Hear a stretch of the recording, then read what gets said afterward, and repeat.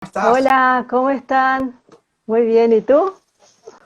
Muy bien, gracias. Muy contento de compartir contigo y de seguir dialogando sobre este tema, ¿no? Sí, claro, aquí estoy una vez más, muy contenta de estar con ustedes para seguir compartiendo ser mujer en la iglesia.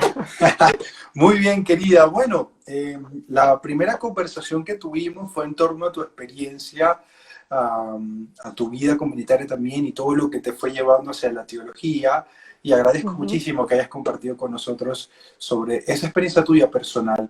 Al final había quedado una conversación también, ¿no? Un poco sobre el tema de cómo discernir también frente a algunas afirmaciones del Papa Francisco, que todo lo queremos, pero sabemos que, como la teología lo pide también, reflexionamos, no siempre estamos de acuerdo, ¿no? Hubo un poquito ahí de un diálogo interesante sobre eso, y habíamos dejado sobre la mesa conversar hoy sobre las mujeres en la primera comunidad cristiana, en la primera Sí, generación cristiana. ¿Qué nos puedes ajá. decir de esto para abrir el diálogo y así avanzamos? Bueno, comienzo por la iglesia creada por el fundador, que es Jesús, ¿no? De allí sale todo. O sea, no podemos comprendernos nosotros como mujeres si no partimos de una experiencia de encuentro con Jesús. Una experiencia que también las mujeres de aquel tiempo tuvieron con Jesús histórico. De allí se puede comprender después qué es lo que sucede en las comunidades primitivas. Una manera así para contextualizarnos, como para ubicarnos en el tiempo de Jesús, no voy a hacer una charla así, porque muchas veces de ese tema se ha hablado bastante, pero sabemos que durante el tiempo de la época de Jesús, las mujeres estaban relegadas en la cultura. Decía un judío que era una, gracias Señor porque no me has hecho pagano, porque no me has hecho mujer y porque no me has hecho inculto. O sea, el hecho de a veces de nacer mujer en ese contexto histórico era una situación bastante compleja, porque no se la consideraba, había muchos derechos que no podían tener. Si un hombre hablaba a solas con una mujer, era considerado que realmente, o sea, se podía hacer, o sea, no se podía realmente ni mirar a los ojos a la mujer, ¿no? Situaciones que Jesús de alguna manera no las toma en cuenta del medio de esa cultura. ¿Por qué digo esto? Porque después, para entender un poquito también la posición de hoy en la actualidad, ¿no? Si sabemos que Jesús se hizo parte de nuestra historia asumiendo una cultura, pero no asumió todas las características de esa cultura. ¿Qué quiere decir? Que tenía una libertad interior que le permitía llegar a relacionarse especialmente con las mujeres y con los hombres también de esa época, porque se relacionaba hombres y mujeres, pero de una manera con mucha libertad.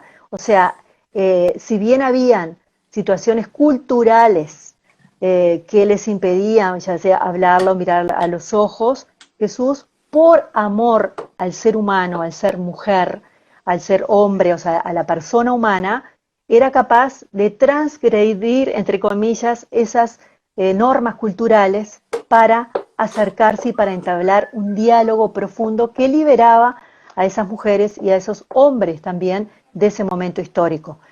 ¿Cuál fue la primera experiencia que tuvo Jesús con las mujeres? Bueno, la primera experiencia fue con su madre.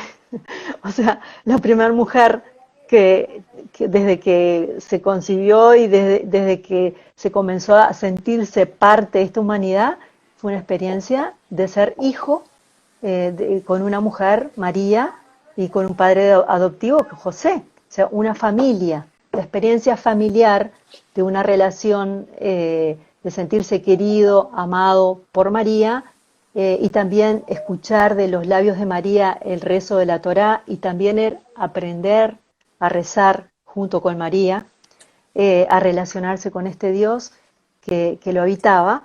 También allí fue, quizás en esa relación, comprendiendo lo que significaba también el ser mujer en esa cultura, al ver a su madre, al ver las relaciones con los vecinos, con los familiares, o sea, las viviendas y de la época de Jesús eran viviendas donde se compartían las familias.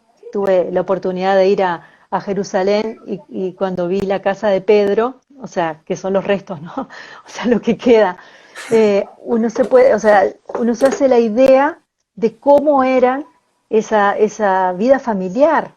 O sea, que era un espacio grande de una habitación de la cocina, después las habitaciones, pero con patios donde las familias se relacionaban unas con las otras.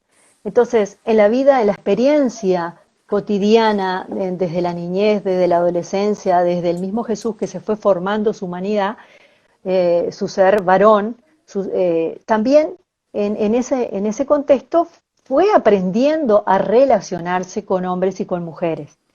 ¿Cuál fue lo distinto? O sea, ¿por qué las mujeres se sentían liberadas, se sentían amadas o sentían cuando se relacionaban con él una experiencia que les cambiaba la vida y les despertaba el deseo de seguirlo, de ser sus discípulas, de conocer también y de preguntarse quién era Jesús, ¿no? Quizás la primera experiencia es del el contacto físico con una persona que irradiaba amor y que también podemos decir hoy en día como una persona íntegra. ¿Qué quiere decir? Una persona armónica en su pensamiento, sus sentimientos, una persona que le irradiaba confianza, y, por ejemplo, si nosotros nos detenemos en el pasaje cuando se encuentra con la hemorroísa, esa mujer que hacía 12 años que padecía flujos de sangre, ¿no? En una cultura donde la sangre es impureza, ¿no? Y donde ya el hecho de que una mujer que tuviera flujo de sangre saliera de su casa ya estaba violando una ley porque tenía que permanecer encerrada, no salir. O sea, habían cantidad de leyes que ataban a esa mujer. Y al acercarse a Jesús, al tocar su manto, ahí dicen los evangelios que sintió una fuerza, Jesús sintió una fuerza que salió de él y preguntó quién me toca, y los discípulos, tanta gente que está contigo, que todo el mundo te está tocando. Y sin embargo, la mujer, en medio de esa realidad, le dice que fue ella, o sea, ella misma rompe hasta una realidad de la cultura, habla, y Jesús, además con el temor de que podían apedrearla, o sea, con todo lo que podría significar en ese momento, y la respuesta de Jesús: hija, tu fe te ha salvado. O sea, hasta cómo la trata, y cuando la mujer toca a Jesús, siente que se sanó en su cuerpo. Y fíjense que también cuando estamos hablando de ser mujer, y las mujeres tenemos mucho contacto con la sangre todos los meses. Es el único ser humano que sangra y no muere, por decir. El hombre tiene contacto con la sangre y el contacto del varón con la sangre es más desde la muerte. El contacto de la mujer con la sangre también es desde la vida. Y esta mujer, al tener flujos de sangre, tampoco podía engendrar. O sea, era una mujer estéril también. O sea, tenía esa capacidad de dar vida, pero también en su mismo cuerpo era estéril. Y este mismo relato está relacionado porque enseguida Jesús resucita a una adolescente que había muerto. Sí. Entonces también tenía 12 años, hacía 12 años que esta mujer padecía flujos de sangre y se sana. Y Jesús le da vida a una adolescente que está muerta también. O sea, esta mujer no tiene la capacidad de dar vida, está muerta interiormente, digamos, y Jesús le devuelve la vida. Y a la otra adolescente que está en toda su plenitud, o sea, que comienza a dar vida, está muerta, y también Jesús le devuelve la vida. En estos signos, por ejemplo, ahí podemos ver que en ese contacto de Jesús con las mujeres, les devuelve una dignidad que las mujeres tenían perdida. Desde allí se establece esa comunión y ese deseo de seguirlo, ese deseo de acompañarlo hasta en los momentos más duros, como la cruz, ¿no? Otro pasaje que también es muy significativo por el hecho de que también Jesús rompe las leyes, es con la mujer que está sorprendida en flagrante adulterio. esos relatos que son clásicos, digamos, ¿no? O sea, traen a la mujer, o sea, que tuvieron que entrar a la casa, pero al hombre no, traen a la mujer. O sea, el adúltero no cuenta, cuenta la mujer. Y la expone adelante de todo el mundo, ¿no? Como para que Jesús, si es un maestro de la ley, tiene que actuar con la ley. O sea, lo están poniendo a prueba. O sea, y en ese signo de que Jesús se abaja y comienza a escribir en el piso, ¿no? O sea, hasta, fíjense, si uno se pone en ese momento, la mujer está de pie, condenada, adelante de toda una cantidad de hombres, eh, también quizás hasta sin ropa casi, no sé, podemos imaginarnos muchas cosas, pero con todo lo que significa el ser expuesto, ¿no? Adelante de todas las personas. Y Jesús en ese momento, el que les dice, ¿no? Las palabras no están ni siquiera relacionadas con la mujer, sino que les dice a los maestros, el que tenga pecado, que no tenga pecado, que tire la primera piedra. Y ahí se fueron los mayores, los más ancianos. O sea, y la mujer que pensaba que la iban a condenar, ella quedó la única con Jesús. Y ahí está lo de la soledad de vuelta. Jesús queda a solas con una mujer prostituta, digamos, adúltera, o ya ahí le estoy poniendo más adjetivos a esta mujer, ¿no? Queda a solas con ella, y en esa imagen Jesús está mirando la tierra, o sea, está como arrodillado, y la mujer está de pie. Cuando podemos decir que la que está, ella tendría que estar arrodillada por todo lo que ha hecho, y Jesús tendría que estar de pie, como para juzgarla o para... Y sin embargo, se da como a la inversa hasta ese símbolo, ¿no? Y la pregunta que le hace Jesús, que quizás lo que ella está esperando es que, no sé, que la condene, o no sé qué le está diciendo. Mujer, ¿quién te ha condenado? ¿Quién? Nadie, Señor. Yo tampoco te condeno. Ve y no peques más. Y le dice hija también. O sea, y la palabra mujer. O sea, en esos relatos, ¿qué nos está mostrando otra vez más? O sea, que Jesús rompe esas relaciones entre hombres y mujeres por estructuras, o ya sea porque el hombre tenía determinadas acciones que hacer en esa sociedad, o las mujeres tenían que hacer determinadas acciones, sino que se relaciona en una relación de iguales, devolviéndole la dignidad. Esto ya lo he repetido varias veces, pero porque es muy importante. De allí, esos discípulos también, los que estaban junto a Jesús, al observar esas actitudes, también se cuestionan y se preguntan quién es Jesús y cómo es la relación de hombres y mujeres con este Jesús que lo están siguiendo, ¿no? Y en el momento de la cruz, ya todos sabemos que a las primeras que se le aparece es a las mujeres, a una mujer también. Entonces, de ahí después surgen siempre las preguntas. Entonces, si las mujeres fueron tan importantes para Jesús, ¿qué fue pasando en la iglesia después? O sea, aquí estoy haciendo como saltos, ¿no? Porque en las primeras comunidades, cuando se reunían junto a María para recordar los dichos y los hechos de Jesús, cuando esperaban también la venida del Espíritu Santo, estaban mujeres y estaban los hombres también. Y sin embargo, allí las mujeres lo que hacían también eran recordar aquellos dichos y aquellos hechos de Jesús. Los que primero salían a predicar, allí vemos en los Hechos de los Apóstoles, estamos viendo a Pedro, a Juan, después a la conversión de Pablo, o sea, y en esa primitiva comunidad las mujeres tenían una parte activa en la evangelización y especialmente activa en las casas. Se celebraban en la cena del Señor en las casas, y en las casas ¿quiénes estaban? Las mujeres.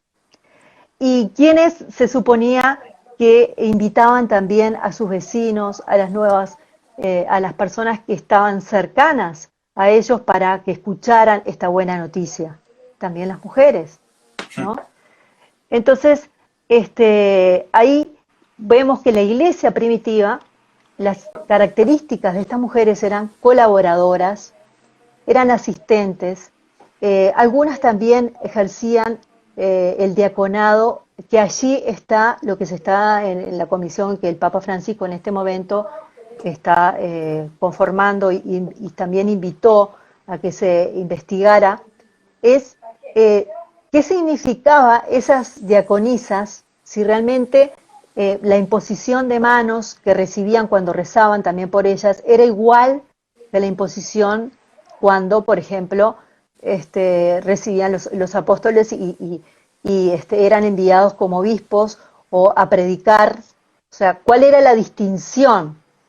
Según las estudiosas de este tema, algunas diaconisas lo que se ocupaban era del servicio, muchas también a las viudas, también ayudaban en el bautismo, porque se acuerdan que la iglesia primitiva, los que se convertían y el bautismo era de inmersión, y los primeros eran adultos, los que se convertían a la fe, después comenzaron todo el proceso del bautismo, confirmación de los niños, pero los primeros que se acercaban a la comunidad primitiva eran adultos, era el bautismo adulto. Entonces las mujeres eran las que ayudaban en esas tareas de ponerse la ropa para el bautismo, o sea, tareas que eran delicadas, digamos, y que no querían que estuvieran en manos de los varones. Entonces, desde afuera se podían ver que se hacían las mismas tareas.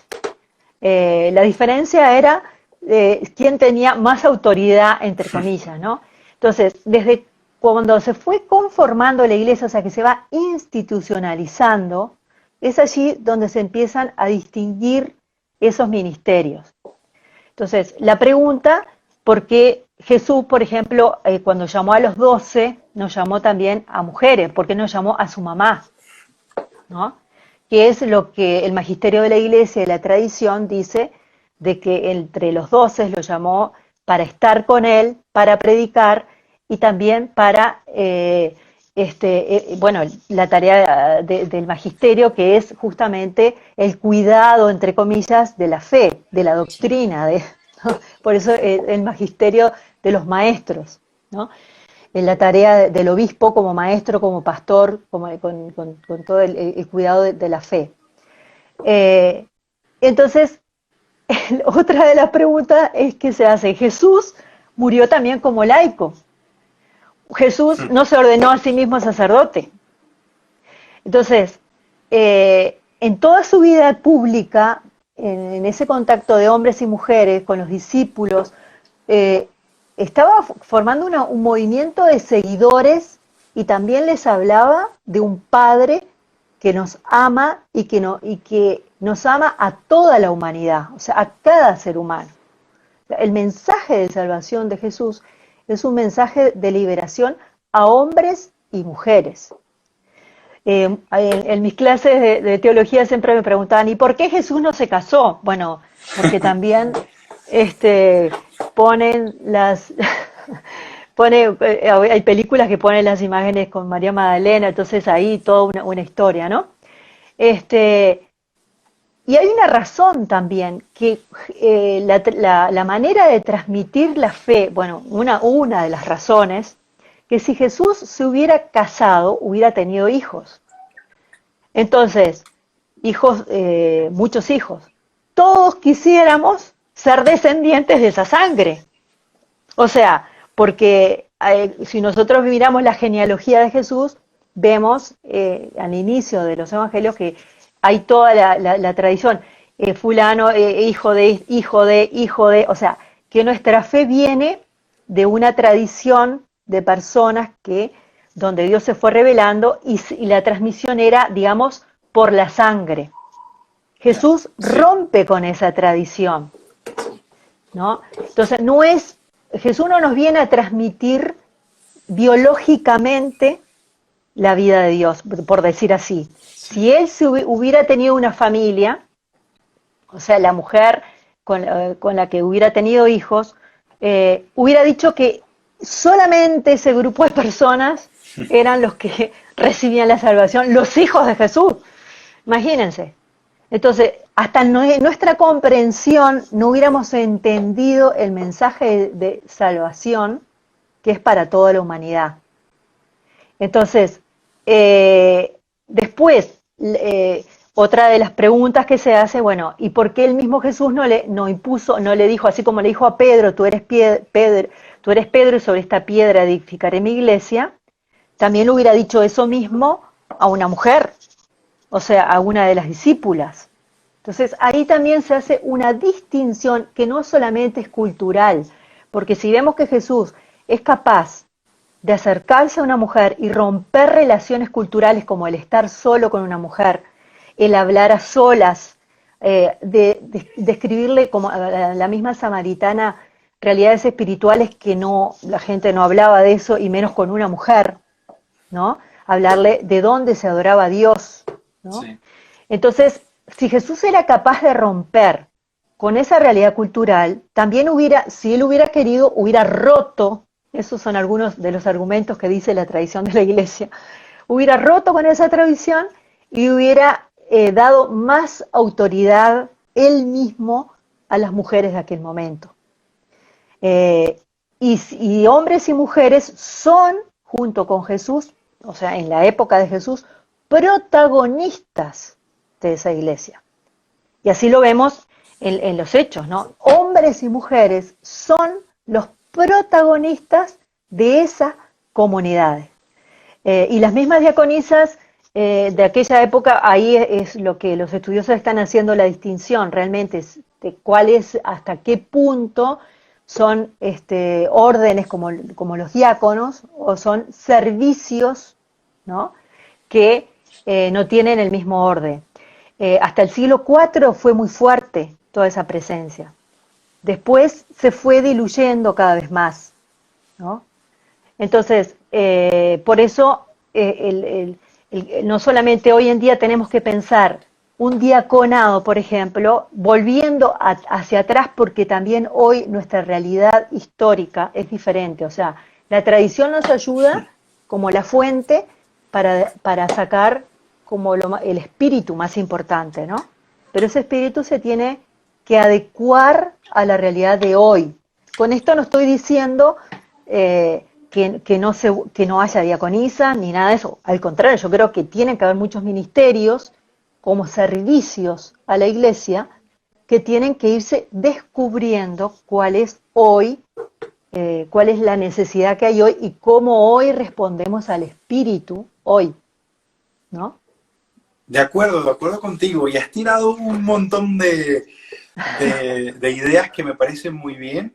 Quiero retomar una cosa que me parece fundamental, y es, hay que recuperar, en clave de José Antonio Paola, ¿no? Recuperar el proyecto de Jesús, porque ahí está lo esencial, es decir, hay muchas cosas. De hecho, uno de los evangelistas muy bien lo deja escrito, ¿no?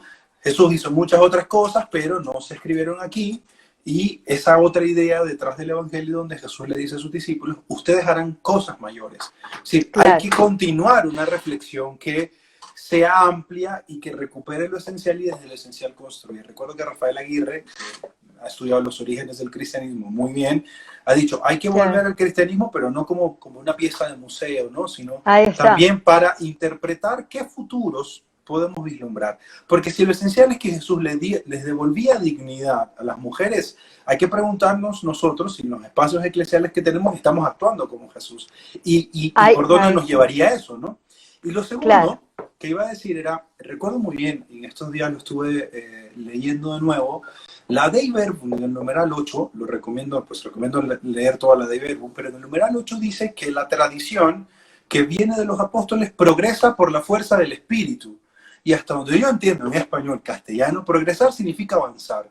O sea, la Iglesia claro, del Concilio entiende que su tradición no es un software, un paquete que se instala en todos los creyentes y ya está, sino que es un movimiento del Espíritu que va progresando. Es decir, la Iglesia en este momento no tiene toda la verdad, sino que camina hacia la verdad. Y en ese claro. progreso, ¿no?, va avanzando en su reflexión teológica. Entonces me parece muy importante que no olvidemos estos dos temas esenciales a la hora de hablar de este tema, ¿no? Que el Papa ha reabierto esta comisión de investigación para saber, como tú muy bien dices, bueno, por dónde y cómo, ¿no?, asumir esos ministerios y darles reconocimiento.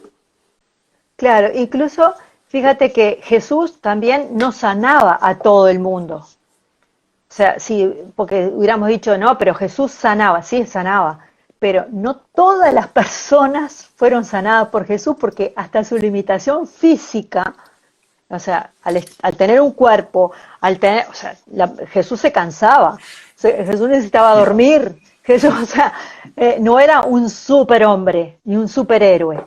Y hasta en la realidad de sanación, por ejemplo, ya que estamos diciendo del avance, el mismo espíritu, a cuántas gente, a cuántos científicos han inspirado para que hoy en día se sanen a tantas personas. Ahora estamos esperando que se cree la vacuna del COVID. O sea, y también estamos dentro de ese mismo espíritu de aquellas personas que se están disponiendo su mente, su corazón para un beneficio. Y ahí nosotros los cristianos creemos que el Espíritu de Dios está en esas personas, que le está inspirando qué hacer y cómo hacer. Entonces podemos decir que Jesús, una vez muerto y resucitado, sigue sanando.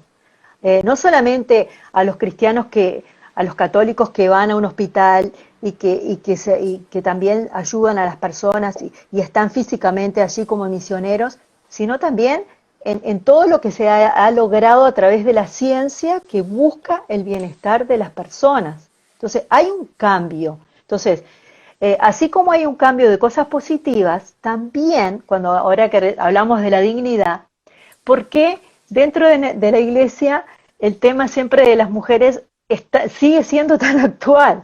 Incluso en Alemania, en la conferencia de obispos se dice que es fundamental hablar del tema de las mujeres y hablar del diaconado de las mujeres y también del sacerdocio. O sea, lo ven como un tema prioritario para este momento histórico, la conferencia episcopal alemana, ¿no?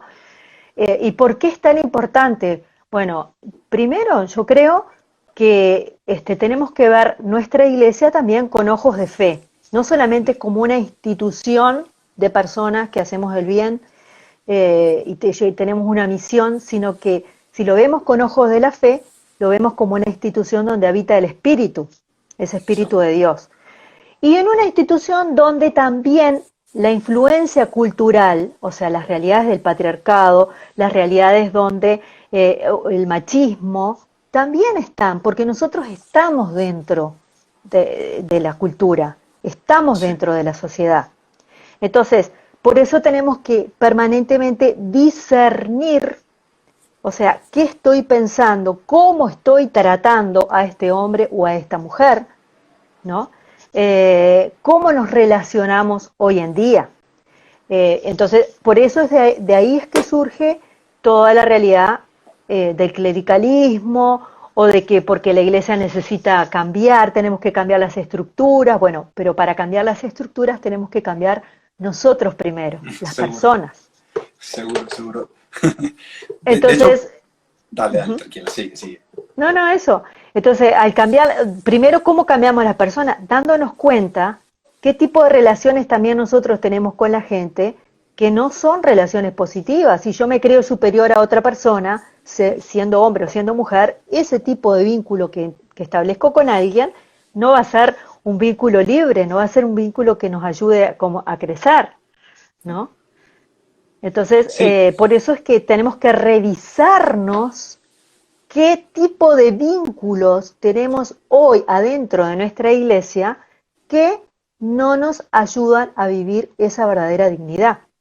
Y a veces las mismas mujeres somos las que seguimos creando machismo dentro de la iglesia, porque formamos a personas donde el hombre tiene que tenemos que servir a los hombres, entonces nosotros mismos muchas veces creamos esas culturas y las seguimos transmitiendo, ¿no? Entonces, por eso tenemos que revisarnos, ¿no? Seguro, seguro. Revisarnos este modelo de relaciones que hemos creado, de esto que ha hablado el Papa Francisco un montón, que tú lo has mencionado, el clericalismo, y es, fíjate cómo construimos nosotros también nuestra relación, y cómo las mujeres también crean relación con los sacerdotes, ¿no? O con el Papa o con los obispos, ¿no? Pareciera que la voz de Dios únicamente estuviera en estos personajes y casi que lo que ellos dicen es palabra y verdad absoluta y por tanto no hay ningún espacio para la reflexión, para el disentir, para decir lo que a uno le parece. Y eso está a la base también un poco de esta tensión, ¿no? Me parece a mí que se crea cada vez que se habla del tema de las mujeres, ¿no? Porque pareciera que ya se dijo y ya no hay más nada que decir sobre el tema y nos cortamos un poco la inspiración también del espíritu de poder reflexionar, ¿no? Y seguir profundizando sobre este tema para discernir como comunidad de discípulos de Jesús cuál es, ¿no? Claro. ¿Qué es lo que le haría mayor bien a la iglesia? Y creo yo que muchas veces hemos sido más bien los de apagar el fuego del espíritu, es decir, eso, lo que critica el Papa Francisco, ¿no? Eso siempre se ha hecho así y no hay más espacio. Pero bueno, hemos recibido también noticias muy, muy interesantes esta semana, seguro la pudiste verla, en Alemania, Sí, con todo este tema de la mujer que ha sido, le han dado el puesto de vicaria pastoral, me parece así, algo así, según lo que yo sí, entendí en el vicaria pastoral, sí. artículo. Eso está Y es muy una chévere. persona casada, es viuda, tiene nietos, o sea, es una madre de familia. Ya, por ejemplo, eso, he visto también, por ejemplo, cuando se celebra la fiesta de María Magdala en los jesuitas en Nueva York, que han puesto a una doctora en teología a hacer la homilía de su Eucaristía. Eso me parece también un signo de ustedes también deben tener voz en estos espacios. O sea, no hay que tener miedo a esa creatividad, ¿no? De ver, ¿no? Cómo podemos ir creando más espacios para que todos nos sintamos parte de la iglesia, ¿no? Esto no, como tú muy bien decías, no se trata de que yo me siento más, ¿no? que tú o menos que tú, Claro. sino todos construimos la iglesia y somos parte de esta comunidad. Sí, incluso el otro día me preguntaba una muchacha cómo también dentro de la iglesia se sigue, o sea, no se es sensible a las realidades de violencia o qué está haciendo la iglesia por la violencia, ¿no? Y yo creo que si nosotros no vemos, si somos, no nos revisamos, por ejemplo, qué tipo de actitudes tenemos, si somos violentos, si nos dejamos llevar por la rabia, porque muchas veces nos acercamos a una iglesia y no encontramos caras de hacia alegres o muy buenas, sino más bien caras como de oficina, de que está cumpliendo un horario de oficina, ¿no? Entonces, eso a veces nos ayuda y si no revisamos, si mantenemos relaciones de violencia porque me creo superior a otra persona, o tú tienes que hacer esto porque sí, y porque lo digo yo, y ese tipo son maneras de relaciones violentas. Si nosotros no nos revisamos ese tipo de cosas, las seguimos transmitiendo como cristianos. Y muchas veces las mujeres no tenemos ese discernimiento por sometimiento, ¿no? Como lo dice una autoridad, y como esa autoridad viene de Dios, ¿no? Y allí está también toda la teología de ver al sacerdote.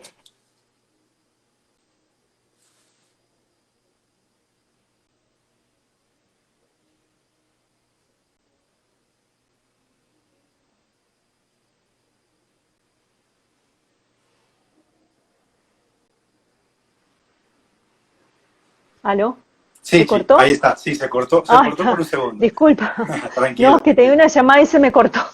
Dale, dale, Disculpa. tranquila, no te preocupes. Este, no, lo que estaba hablando es que entonces al tener esa actitudes de sometimiento, ¿no? Entonces no tenemos ese discernimiento para ayudar a otras personas que están pasando por esas situaciones de violencia. Entonces, si veíamos en la vida de Jesús, Jesús como una persona libre, íntegra, que podía relacionarse con libertad y era capaz de ver situaciones que la otra persona estaba viviendo para ayudarla y para liberarla, sino si nosotros no tenemos esa capacidad de ver en nosotros qué situaciones nos están sucediendo, no podemos tampoco ayudar en la iglesia y ser las mujeres también instrumentos de liberación. Muchas veces seguimos transmitiendo esa misma estructura de sometimiento o de violencia también, ¿no? Que un poco, sí, dime.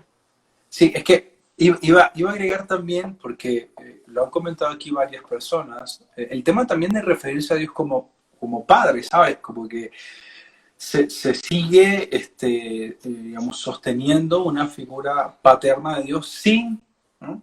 Sin hablar también de que Dios es madre, y que Jesús mismo utiliza un montón de términos que en su época, ¿no? Al referirse a Dios, estarían hablando de una maternidad también de Dios, ¿no? O sea, es padre y es madre también, porque indistintamente de esa discusión no se le puede poner, ¿no? un género, digamos, ¿no? Eres esto o eres lo otro, pero sí que Jesús nos demuestra con su actitud, con su forma de relacionarse y con su forma de orar y de desplegar su vida espiritual también, que este Dios en el que Él cree y el que Él cree que lo llama es padre y madre también, ¿no? Solo que pareciera que no se puede hablar de Dios como madre porque ahí ya entra también otra tensión en cuanto al lenguaje, digamos. Claro, y ahí lo que tú estás diciendo, podemos ver la riqueza desde el Concilio Vaticano II hasta ahora, que las mujeres haciendo teología han brindado a la Iglesia. Toda esa reflexión también hecha por mujeres, o sea, desde la lectura de los evangelios hasta también haciendo teología junto a las mujeres, escuchando a las mujeres, acompañándolas en todas las situaciones que viven las mujeres, especialmente las más pobres, porque cuando decimos mujer, estamos hablando en América Latina de la mayoría que están dentro de la iglesia y que la mayoría también son pobres, muchas de ellas, y que están pasando situaciones bastante fuertes, ¿no?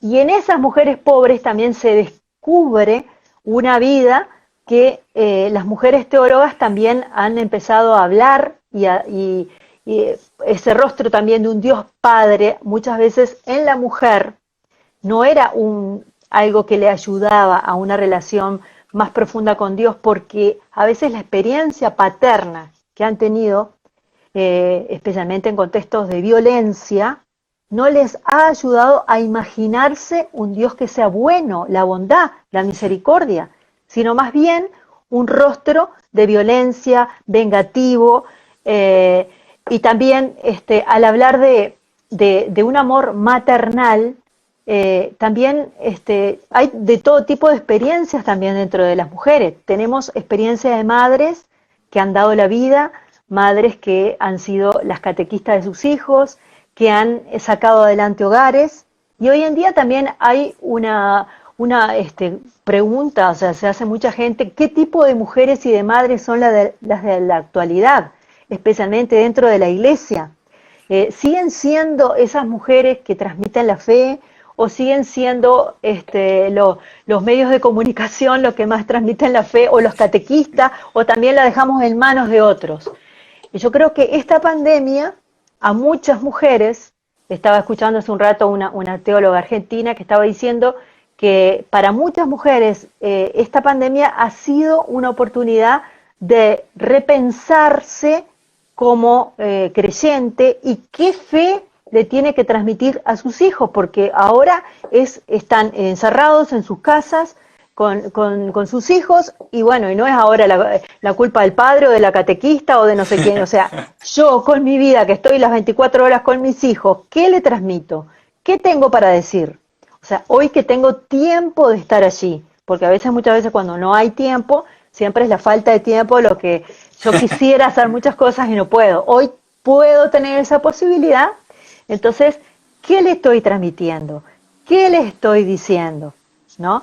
Y ahí también es un momento importante para revisarnos cómo es esa fe, en qué está agarrada nuestra fe. La figura de María, por ejemplo, para muchas mujeres ha sido una figura que les ha ayudado y otras veces ha sido una figura más bien como virgen, tan a veces angelical, Sí. que era como imposible. Pero ese tema lo voy a dejar para otro encuentro, que es específicamente la cultura popular, que son las investigaciones que yo he hecho y que es lo que he encontrado que las mujeres en esos contextos han descubierto de María, ¿no? Porque también allí tenemos una gama muy grande de distintas experiencias, desde una mariología de personas que se reúnen a rezar un rosario, que con un contexto económico y que tienen todo lo necesario y que su manera de vivir su fe es, por ejemplo, viajar a lugares a santuarios para hacer las peregrinaciones. Es una manera, o sea, yo no estoy aquí diciendo si es bueno, si es malo, sino que han descubierto a Dios y a María y han tenido una experiencia fuerte con Dios a través de los santuarios y su vida se basa en eso. Y otras personas que no tienen más que una imagen en su casa y viven una realidad muy pobre y sin embargo también viven una experiencia de fe y que tienen una manera de vivirla y una manera también de ser solidarios con los demás. Bueno, ahí ya empezamos a hablar de otro tema que lo hablamos, que lo Sí, vamos a sí. hablar en otro momento. Que es un tema picante, que es un tema picante también, porque se ha puesto a María, ¿no? Esta María de la que tú hablabas como el modelo, ¿no? De lo que significa ser mujer en la iglesia, casi que despojándola de todos los elementos que los evangelios nos regalan de María, o sea, como que muy Uh-huh. desconectada de eso, no sé si es María de Nazaret o qué María será, pero bueno, de eso hablaremos en un próximo encuentro de Teología en Casa. Si quieres, aprovecho para saludar también a todas las personas que se han conectado con nosotros, a Omar, a Juan, a Carlos, a Charleni, que ya desde el principio nos acompaña en la primera temporada, Angélica, Luz, gracias a todos ustedes por conectarse. Si quieren, ya para ir cerrando en los minutos que nos quedan, que tú sabes que ¿Qué nos Instagram quedan? nos 15 minutos. corta 15 minutos, si quieren proponer alguna pregunta, alguna interrogante que tengan y proponerle aquí en el diálogo, son bienvenidas. Uh-huh. Yo quisiera, antes de que la gente también ponga sus preguntas, hacer una pregunta puntual sobre cómo ves tú hoy en día el papel de las teólogas en la iglesia. Un poco para inspirar también a las mujeres laicas que ven este espacio, que la teología también es para ustedes. Yo sé que hace un par de años era impensable que una mujer diera clases en una universidad.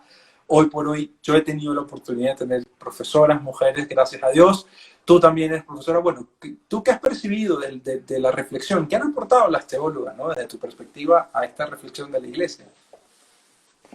Bueno, el camino de las mujeres haciendo teología ha sido un camino bastante fuerte.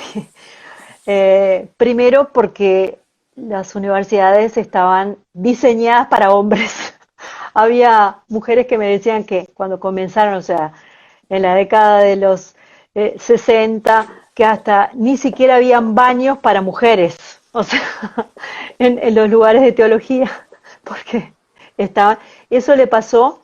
Tengo una amiga que en este momento tiene 85 años y que estuvo en el concilio, fue auditora del concilio, es uruguaya, Gladys Parentelli, y ella me decía que cuando tampoco en el concilio estaba pensado espacio para las mujeres, creo que había 1 o 2 baños para mujeres que tenían que organizarse para ir allí. No. Bueno, por decir Una o sea, para anécdota. que nos hagamos la idea. Entonces, así como eso, ustedes se pueden imaginar que el estar en un contexto solo de hombres, también al principio yo tuve la experiencia de la década de los 80, 90, cuando estaba estudiando mis primeros años de teología, que éramos contadas con los dedos de las mujeres que estábamos allí, y muchas veces se le daba más importancia a lo que decían los varones, incluso hasta en los exámenes. Yo, bueno, ahí ya entramos en los exámenes de tomar en cuenta, bueno, se te murió tu obispo, no pudiste estudiar, entonces, ¿no? En determinados lugares. Ahora venía la mujer y te preguntaba hasta esa palabra en griego, en latín, en todos los idiomas, ¿no? O sea, habían claramente distinciones para probar hasta dónde eras capaz de. O sea, yo sentí muchas veces eso, ¿no? Hasta dónde eras capaz y cada cosa que decías como que se analizaba con lupa. Lo decía otra persona y bueno, era como... Entonces, ese espacio que las primeras fueron abriendo camino, las primeras teólogas, y ahí hay muchas teólogas de América Latina, también de otros países, de Alemania, de España, o sea, somos muchas que fueron abriendo ese espacio, se fue haciendo como normal, digamos, que hubieran mujeres en teología, pensando, escribiendo, y los primeros aportes escritos también eran revisados mucho. Mi primera ponencia en Venezuela también la revisaron como 5 personas, ¿no? En cambio, para un sacerdote venía, soy licenciado, ve y da tu ponencia, ¿no? O sea, eso pasaba por ese discernimiento, con experiencias concretas, no es que estoy inventando, pasaba por esa realidad. Y yo creo que es parte de lo que ha pasado también a nivel en la sociedad, también eso se ha dado dentro de la iglesia. Y hoy en día las reflexiones teológicas hechas por mujeres se consideran como parte también de formación para los seminaristas, para otros sacerdotes también. O sea, se está haciendo un camino donde ya hoy lo más importante es el pensamiento teológico, hacia dónde vamos como iglesia, y ya no está no estamos pensando si el que está escribiendo es hombre o mujer, por lo menos eso lo veo un poco más abierto, ¿no? O sea, que se está pensando como iglesia qué es lo que queremos. Y los aportes teológicos se miran también desde eso. No quiere decir que todo el mundo esté igual, porque cada uno puede tener distintas experiencias. Hay muchas personas que siguen sintiendo en sus parroquias que solo el lugar de las mujeres es en la sacristía, el lavar el mantel, poner las velas, o sea, y otro espacio no se le da, o rezar, y ya otro espacio no. O sea, y eso hay experiencias, o sea, no lo estoy diciendo porque quiero hablar mal ni nada, digo que tenemos distintos tipos de experiencias. Que podemos ver que a la hora de construir la iglesia la construimos todos, pero a la hora de tomar decisiones se toman solamente un grupo. Entonces, ahí también el Papa Francisco nos decía que en las decisiones de la iglesia faltan que conquistemos esos espacios, que allí las mujeres tienen que conquistar ese espacio, y en ese espacio se va haciendo en la medida que vamos caminando, ¿no?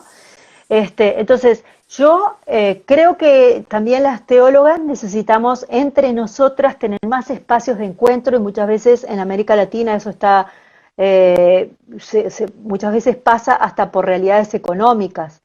Que yo creo que también en este momento de la pandemia, donde vemos que por internet podemos tener muchísimo más vínculos, capaz que podemos inventar otras maneras de relacionarnos.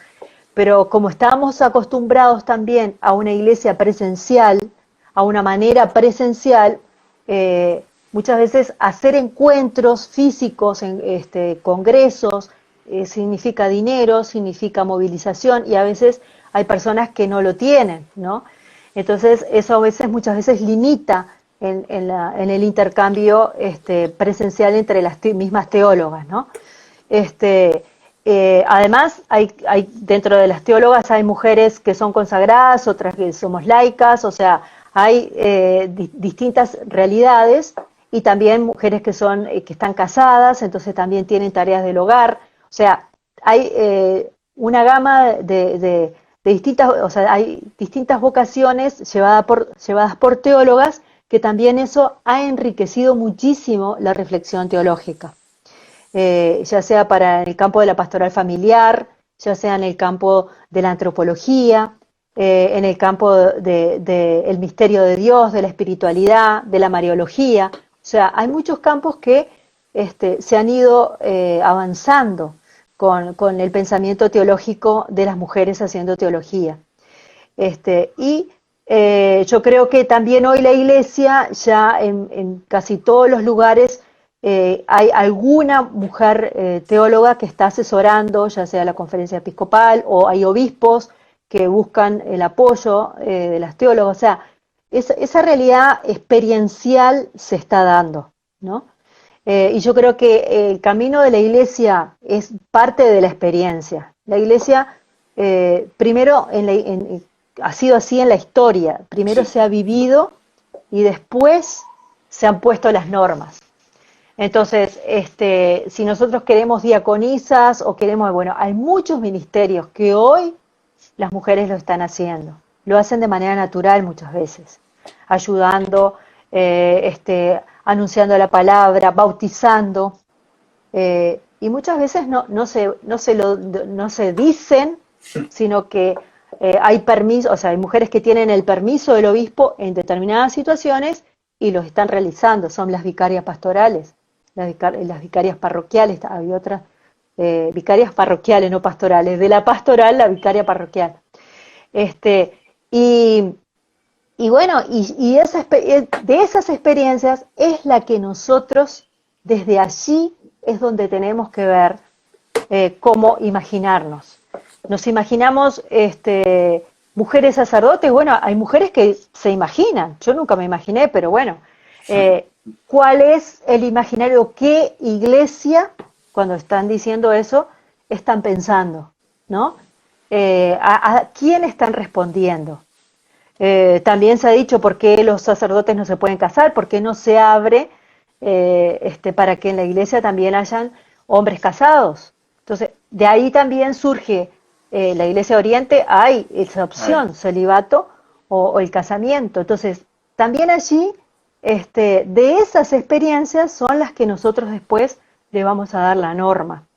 Si abrimos a la iglesia para que, por ejemplo, los sacerdotes se casen, ¿cuál va a ser? ¿Cuál va a ser la consecuencia? Que hay que cambiar la organización institucional.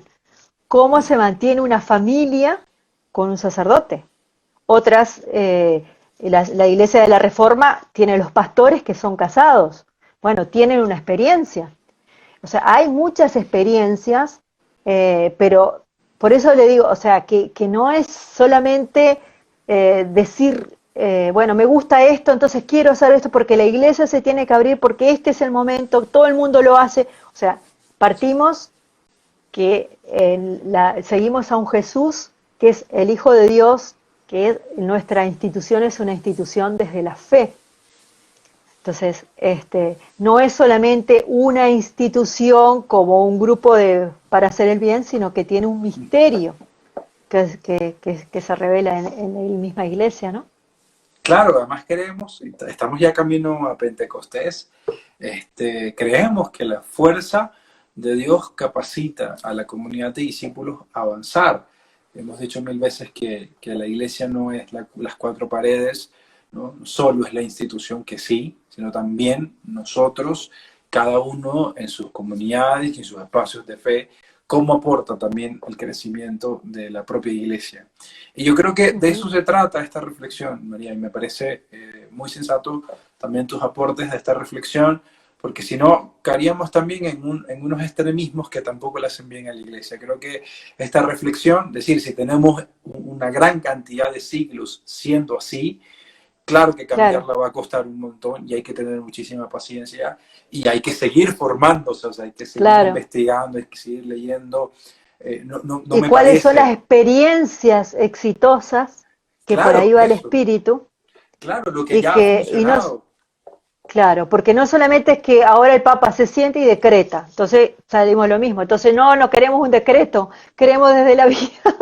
claro, O claro, porque sea, sería reforzar lo que estamos criticando también, ¿no? Como que hay que esperar que Roma diga que esto se puede hacer claro, para entonces nosotros obedecer, sino cómo nosotros como iglesia particular enriquecemos a la iglesia universal. Yo creo que cada uno debe ir descubriendo esas experiencias en su propia comunidad. Sí, pensemos en cosas tan sencillas como la reunión de la asamblea de oración de X comunidad. Ojalá las mujeres no solo claro, las pongan a servir el café, a arreglar las sillas. Ya desde ahí se puede hacer un claro. cambio, ¿no? De, hey, vamos a darle la oportunidad, vamos a formarnos tal, que es una predicadora la que dé la conferencia. Es decir, ¿cómo podemos desde lo pequeño, ¿no? Ir gestando pequeños cambios Claro, para poder aplicarlo? O sea, quería, no hemos podido aplicar todavía con la Iglesia del Concilio Vaticano II, o sea, todavía estamos un poco atrasados con eso. estamos bien en camino. Pero entonces vamos, o sea, hay que creer también que Jesús está en esta iglesia, que Jesús quiere que esta iglesia avance y nosotros dejarnos mover por el Espíritu de Jesús, por el Espíritu de Dios, de tal manera que también se pueda ir construyendo esto. Es como una invitación también a la esperanza, ¿no? Porque si no, la institución se queda corta para todo lo que nosotros queremos hacer con ella, ¿no? Entonces hay que seguir reflexionando, seguir pensando, incluso seguir reconociendo esas experiencias de las que tú hablabas, que han sido exitosas para que Claro, también tengamos esa idea, ¿no? El Evangelio lo deja muy claro, el Espíritu sopla donde quiere, ¿no? Uno no sí, sabe sí, ni por dónde va.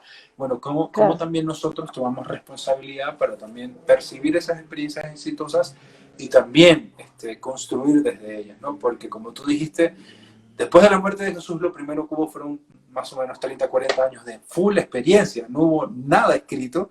Luego hasta el año 70 es que se escribe apenas el primer evangelio. Entonces, bueno, ¿cómo Claro. podemos también imitar un poco esa experiencia? Ok. ¿Y qué te parece si hablamos la vez que viene de la presencia de las mujeres en la religiosidad popular, en los santuarios, la imagen de María, la imagen de mujer en la cultura popular y cómo en América Latina el Papa Juan Pablo II decía que la mujer es el alma custodia es el ángel custodio del alma cristiana del continente. Entonces, Seguro. esa imagen, bueno, es así, no es así, ¿cómo es? Podemos conversar un poco de eso. Me gusta muchísimo esa idea. Y Entonces, de en ahí el próximo también encuentro podemos de eso. ver, y de ahí también podemos ver hoy qué está sucediendo con tantos cambios migratorios, tanta Seguro. gente que se va de un país a otro, qué pasa con esa fe, qué pasa con las mujeres, que son las que más sufren en todos esos cambios. Buenísimo, Eh, entonces espero que estén ahí conectados todos ustedes para que el próximo lunes a las 19 horas vamos a dialogar todavía sobre este tema amplísimo, tenso, complejo, pero muy interesante sobre ser mujer en la iglesia. Y nada, estaremos conversando entonces sobre el religiosidad popular, tema que has investigado un montón, por lo que yo también sé y te he leído, así que estoy ajá. muy contento de que lo podamos seguir haciendo. Bueno, ¿algún mensaje que quieras dar antes de despedirnos? Que ya aquí el Instagram me está diciendo ¿Qué que se nos quedan? acaba el ¿Cuánto? ¿Dos tiempo. minutos? Un No, pues me minuto, pongo a hablar y 20 después son segundos. 20 minutos. Un minuto, 20 Eh, segundos. No, simplemente que creo que estamos en camino como iglesia sinodal, que tenemos que seguir el espíritu de Jesús, los evangelios, por eso partí de que cómo era ese Jesús en esa experiencia con las mujeres y con los hombres. Desde allí es lo que nos inspira a vivir hoy. Y no solamente ir hacia el origen como para imitar el origen sin espíritu, sino de allí ir a la fuente, o sea, qué fue lo que inspiró, cómo los inspiró, cómo, por qué esa parecida de aquellas mujeres en la comunidad primitiva que iban junto con los apóstoles a anunciar el Evangelio a donde quiera que fuera, o sea, daban su vida también entregándose, no teniendo miedo a que pudieran sufrir lo mismo que Jesús, porque también los perseguían. Entonces, yo creo que todo eso nos anima a que sigamos pensando qué tipo de iglesia queremos construir. Somos hoy nosotros los protagonistas de estos cambios y los cambios pasan por nuestro corazón, en nuestra interioridad para que podamos reflejarlo hacia afuera. Que así sea. Nos Entonces, vemos el próximo lunes un entonces, beso. querida. Chao, chao, Seguimos que pasen bien. reflexionando. Chao a Ok, todos. chao, Gracias. chao.